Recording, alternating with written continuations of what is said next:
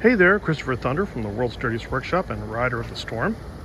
I'm here with my 2008 XR650L. Now, one of the things that's kind of unique about this bike is the bar setup. Okay, I'm going to turn the camera a little bit. You're going to see KLR mirrors because those trail mirrors cannot be beat in the industry. And these are 15-year-old mirrors. They're not new. You know, they're probably out of the box. They might have been sitting there 10 years. Hard to say. There's a RAM mount, which is very good for my phone. And then there's a couple of very bright LED forward lamps. Now, why are they mounted way up there? Well, there's no crash bars. None. Nothing down there. So I can get into those ruts, those really deep ruts. And because I can get into those really deep ruts, I have the freedom to move around and crash. Crashing is good. Crashing is learning, right? So this is a full dirt bike. Now, if I go over suddenly and the bars have to turn suddenly and I go down, I'm not going to be smashing my lights into the ground. Okay, all right, you know, they'll take a pretty good hit, but they won't be driven into the ground and torn off. They'll still be there after I pick up the bike. So that's why they're mounted high up like that. The chance of them getting broken are near zero, and they are bright. All right, now to control them, I have a set of switches. I have not wired anything up yet. I am just testing the configuration. And that's important. Whenever you do something new, test it before you wire it. Because if you don't like it, you still have a chance to change it before you get all the wiring done. That's the same thing with anything else. Test your configuration. Now, I'm going to say this is really not about tuning. This is about configuration. As part of that configuration, I have a K&N filter, and I have my pipe tuned for good restriction. So that could be wide open. It is not. It is fully blocked off. And that's all I have for restriction, right there. Now, I still think my pegs are a little high, but they're there. And I removed or ground off any of the sharp edges. So I'm not likely to, say, tear into my flesh. That's a good thing. This is good configuration. Make sure your tire pressure is good. Make sure that you have a full tank and that you have good range. Make sure you have a good rear fender that is crash proof. Make sure you have a license plate that is wheelie proof. This is all about having good configuration. Make sure you have a custom front fender that does not wobble when you get up to 80 miles an hour. Again, all part of good configuration. Get some good handguards going. All part of good configuration.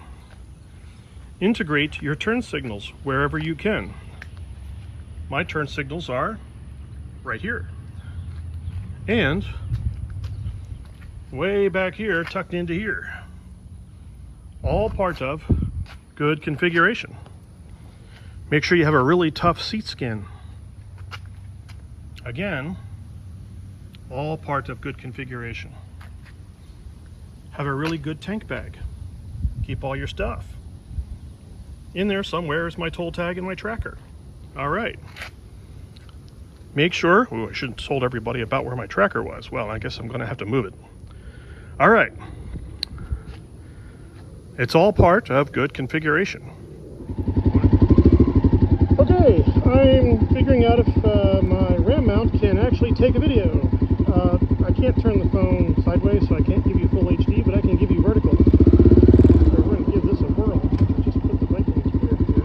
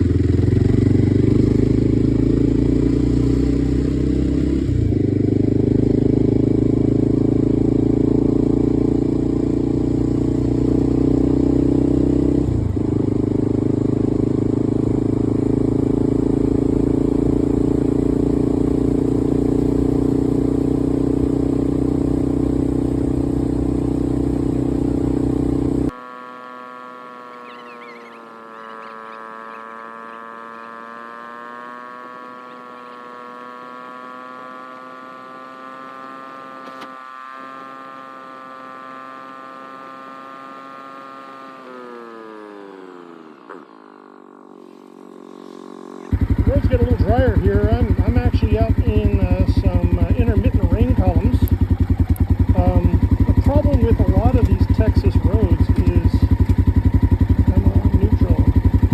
There we go. Is that they're super slick. I mean, I just tap the brakes and, you know, I'm going sideways. You tap the front brake too hard and you will go down. So when you're fighting rainstorms like this, you got to be super careful. You can really hurt yourself. All right. Okay, we're going to try and mount this thing in such a way that it's in front of my mouth. And we're going to see what we can record here.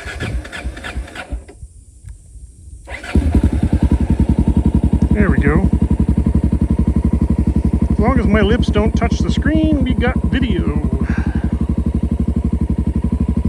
Alright.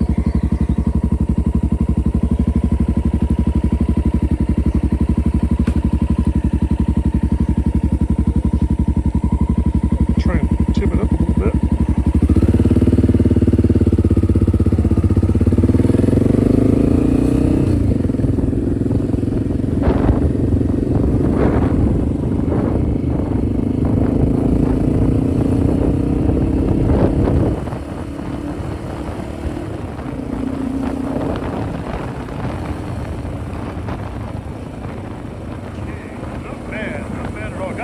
Stuff on the bars here.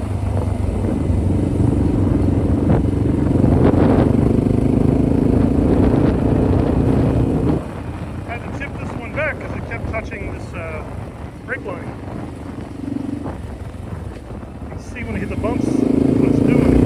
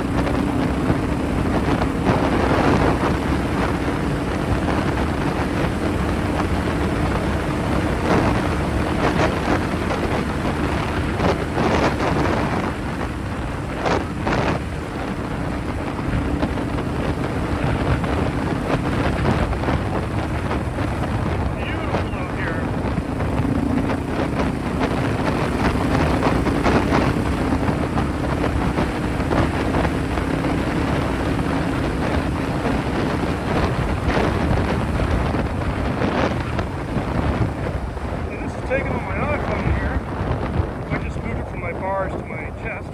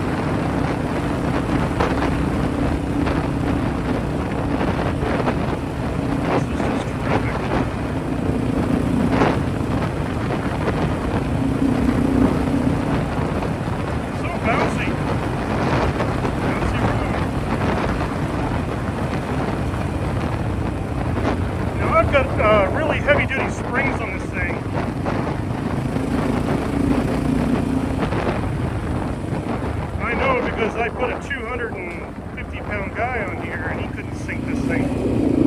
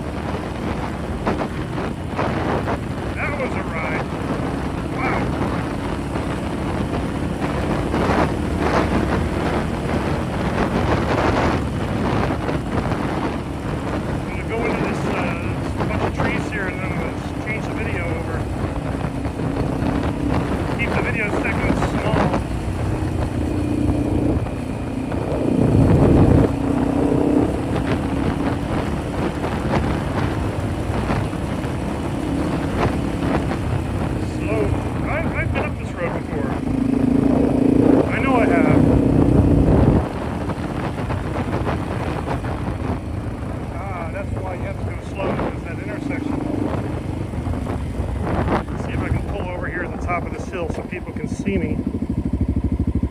We'll change the video. Oh, my tippy toes. All right, neutral, neutral. There we go. Wow, that was a ride. Okay, see if we can do this little number again. Where am I? I have no idea. No, I'm actually quite a bit southwest of Fort Worth. Out in the middle of nowhere, though.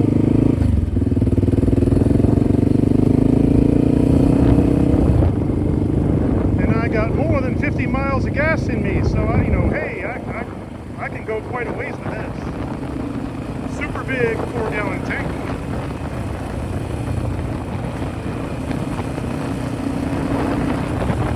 Oh yeah, if you're gonna do this, you gotta have a 4-gallon tank.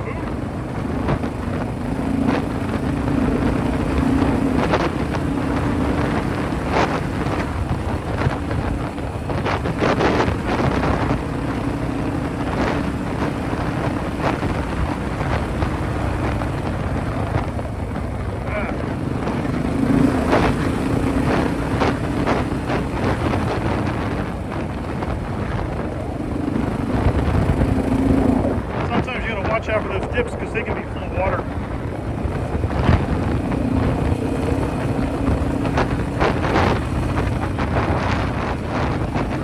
There are storms in the area, they can be bad.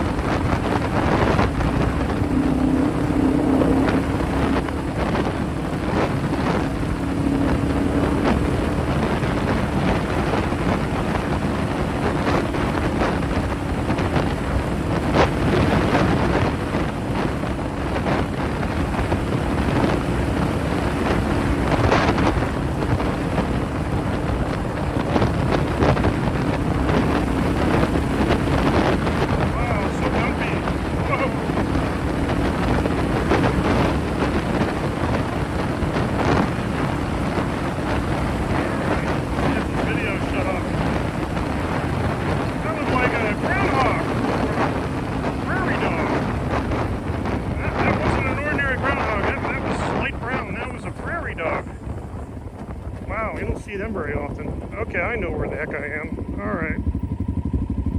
I've been here before. I'm not too far from Fossil Rim. So let's get this all shut down and get ready to do some serious riding. I'm going to take the camera off my chest.